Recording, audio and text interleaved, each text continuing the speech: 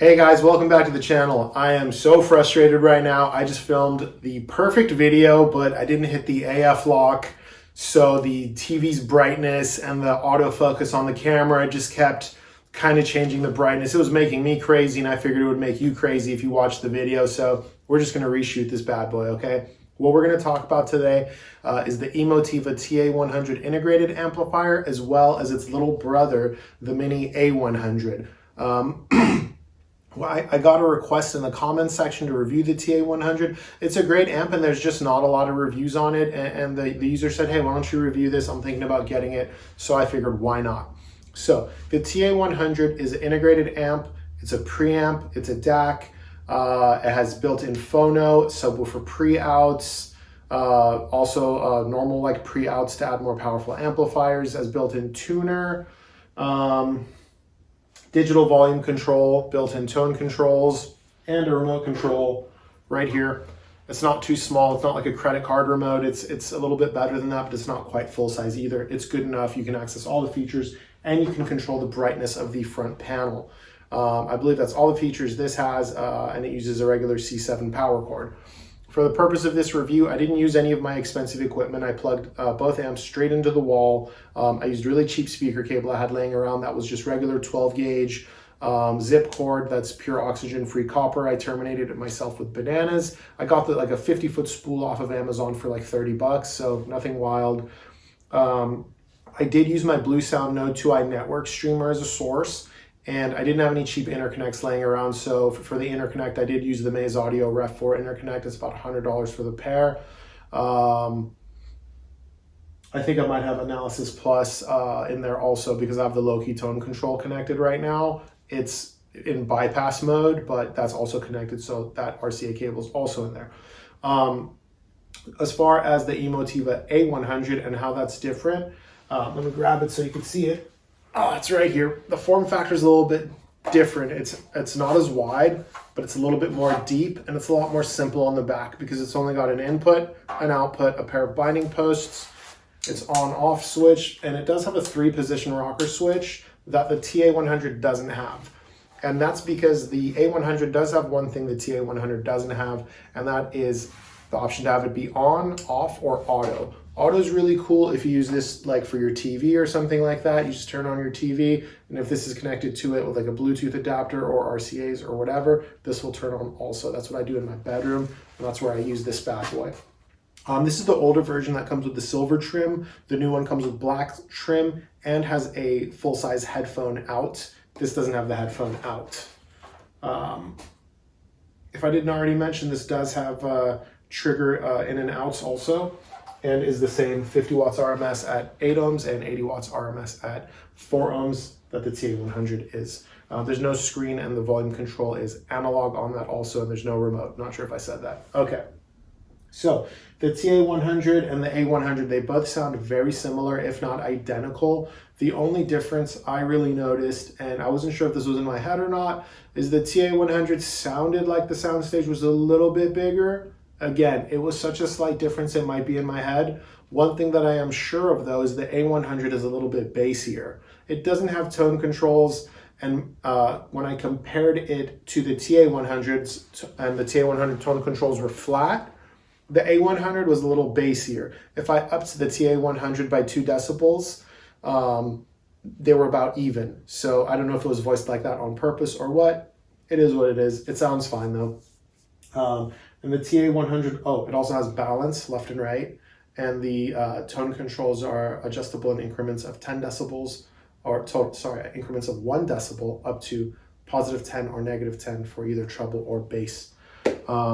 There's no built-in bass management for the subwoofer pre-out. Only AVRs really have a feature like that, and I'll even argue that it's somewhat outdated.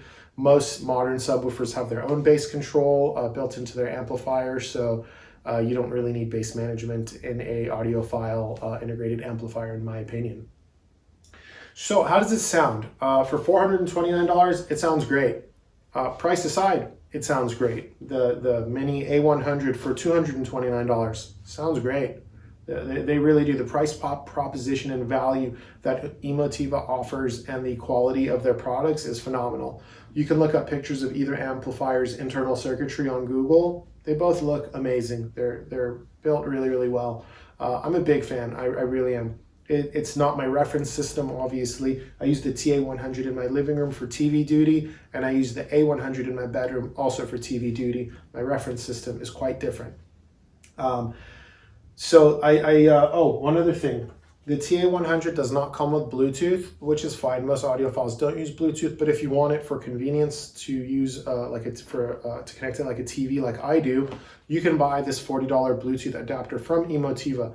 But I don't recommend buying this $40 Bluetooth adapter. It made the sound a little bit grainy, and I know it's not the internal DAC because I tested that using a Toslink cable on my DACs pre-out. It is this. Instead, go to eBay, type in Bludento Bluetooth receiver. It's Bludento, and buy their units. It's $65. It's like a clone of the Audio Engine B1 as far as looks. The internal chipset is very different. I believe they argue it's better. I have both. They both sound great as far as Bluetooth receiver goes. And I would recommend getting that for $65 instead of this for $40, because like I said, this did make the high frequencies a little bit grainy in a lot of songs, and I just really didn't like that. Because other than like that gripe, the highs are not grainy on the TA-100 or the A-100. The highs are good. They're a little bit forward. There's not oodles and oodles of detail retrieval and micro detail like more expensive integrated amplifiers have, but you don't really miss it or expect it at this price point, I believe. The sound that it does play and the sound that you do hear is really, really good. It's well balanced. The sound stage, I would say, is medium size. Imaging is good.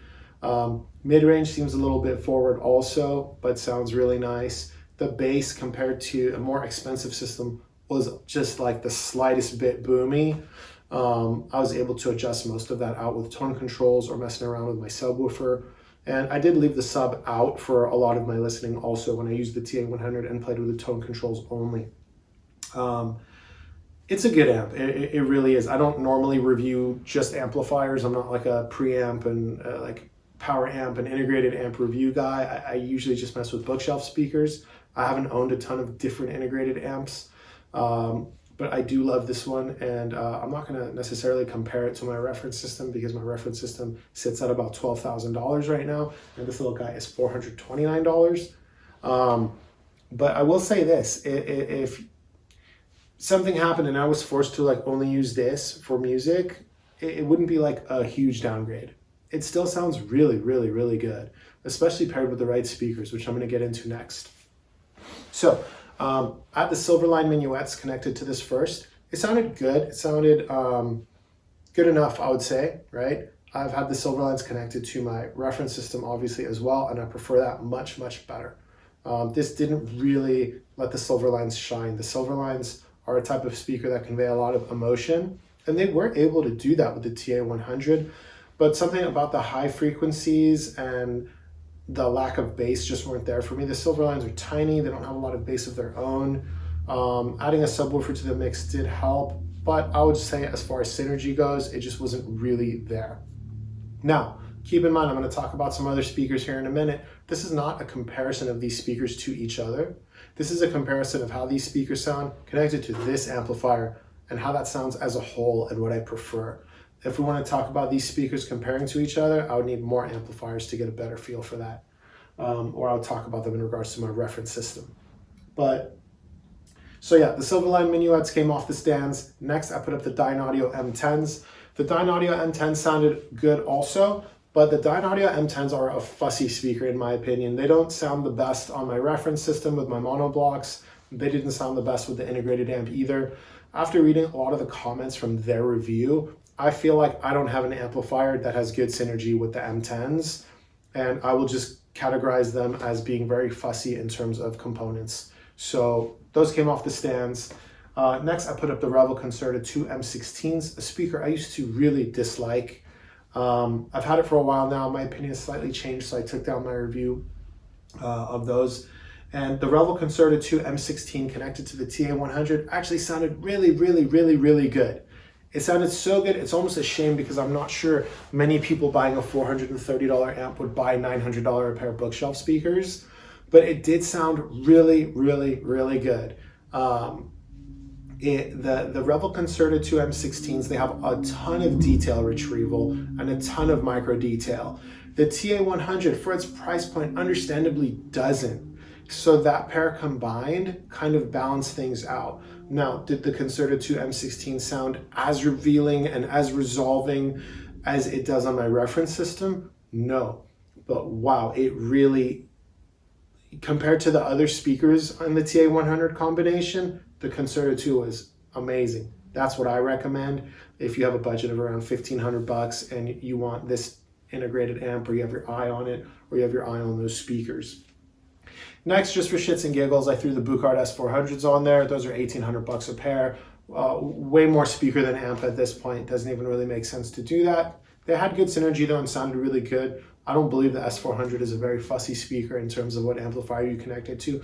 It kind of just sounds great no matter what I've plugged them into, whether it be the A-100, the TA-100, or my mono blocks with my preamp. And for a period, I actually used this preamp with my mono blocks before I had the preamp.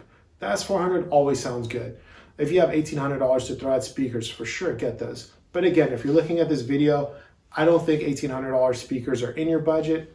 So we're going to move on to the last speaker that I connected. Is the cheapest speaker I have, which is the Emotiva's Emotiva B1. That was a little bit interesting. So I liked that more than I liked the Silverline Minuets connected to the amp, and more than I liked the Dynaudio M10s connected to the amp. But the Air Motion tweeter does bring a little bit of attention to it. And the Emotiva TA-100 being a little bit forward sounding brought even more attention to the tweeter, which is not necessarily a bad thing. It's more of a preference thing. It's not my preference necessarily, but it still did sounded really good. The pair imaged well, had okay bass. You know, they're not huge speakers, but it did have okay bass, good mid-range, and lots of sparkle on the top end. If that's your kind of thing, this will be a great combination for you. But at the end of the day, the Emotiva B1 Plus is $229. This is $429. That combined is a stellar sound system. It really, really is. You can plug more expensive speakers into the TA-100 and be rewarded like the Rebel Concerto 2 M16. In my opinion, I would not go more expensive than that, because the Bluesound S400 and the Rebel Concerto 2 M16, which are different in price by double, on this amp sound like really close. Because this amp can't really bring out what those two speakers are really, really capable of, but connected to my reference system, while both speakers sound really, really good, they're wildly different, because these monoblock amps and this preamp can do that. I mean, this preamp is more than this integrated amp, the A-100 integrated amp, and the Rebel Concerto 2 M16s combined, and all the interconnects, you know? So that's normal, that's expected. Let's see if I left anything out here. Let me look at the back of this bad boy, make sure I didn't forget to tell you about any of its features. And here you can see the form factor. It's about just as wide as your kind of average, I don't know, cable box. And it does look a little bit like a cable box. I think it looks good though. It's not as deep as the A-100. And you know, on the back you can see all the things I talked about: phono, CD, aux, sub out, main out, FM tuner. The digital inputs, it's got coax, optical, USB, Bluetooth, USB, trigger out 12 volt. It doesn't have a trigger in. The A100 does have trigger in and trigger out. And like I said, for the phone, it does have moving coil and moving magnet. I don't use a record player. I don't even know what moving coil or moving magnet means. It uses the same C7 power adapter, same on-off switch. It just doesn't have that 3-position toggle switch for on, off, or auto.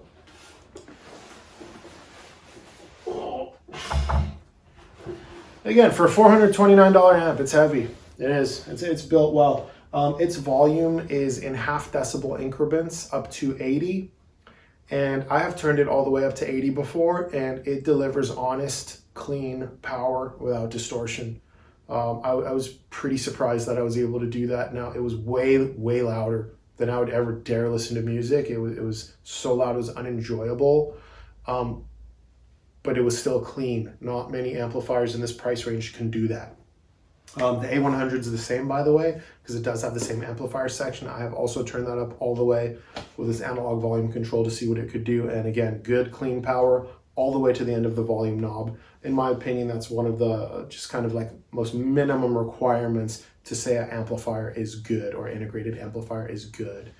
I'm trying to think if there's anything else I really want to touch on for this review. I will say that A-100 I would say is more suited for desktop use since there's no remote control and it's just analog volume control, whereas the TA-100 is a little bit more flexible. The sound of each amp is close enough that I would not let that be a determining factor on which one you pick. I think you should pick based on feature set. The feature set that this offers for the price point and the sound that it brings to the table is honestly amazing in my opinion. Again, it's like most Emotiva products. It punches above its weight, and it's just, even that aside, the price aside, it's just a good unit, right? I'm not going to sit here and tell you it's equivalent to like $1,000 unit. I don't know, you know what I mean? But at $429, I think it's money that is very, very well spent. I think that's it for the review. Oh, you may have noticed room treatment behind me. I did this wall, and I did this wall also. There is no wall on this side, so I'll have to get some freestanding panels. I might talk about that more in another review. I've had this room treatment long enough that it did not impact this review on how I reviewed this amp. I've owned this amp for 2 years. I've owned the A-100 for I think 6 years.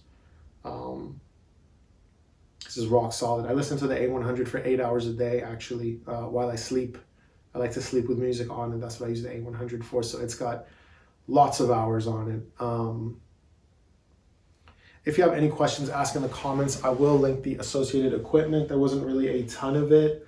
I didn't really mention the subwoofer because again, I used it and I didn't use it. I tried both just to kind of get an idea, just more so for synergy. I'm not so sure someone will buy a $1,300 subwoofer when they have a $400 amp. I could be wrong. I don't know. The world's a crazy place right now. Yeah, the TA-100, if your budget's like $500 or less and you want an integrated amp, there's literally nothing else I can think of. I did a ton of research. I know a lot of people like the PS Audio Sprout, but that's more expensive. And I think that's Class D. This is Class AB, as is the A-100. Ask any questions in the comments. We're going to wrap this review up. Hopefully the TV didn't mess up the autofocus like it did on the last take. And until then, I'll see you next time. Thank you for tuning in.